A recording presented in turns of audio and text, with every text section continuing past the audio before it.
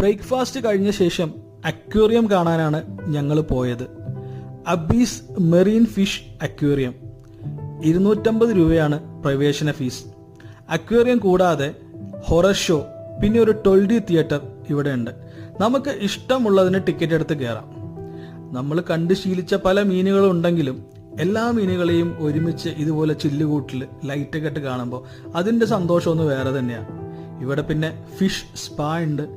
10 മിനിറ്റിന് 100 രൂപയാണ് ഇവർ ചാർജ് ചെയ്യണത്. അതുപോലെ ഈ ആമയൊക്കെ നമുക്കിങ്ങനെ കയ്യിലെടുത്ത് വെക്കാം. അതൊരു പ്രത്യേക ഫീലല്ലേ.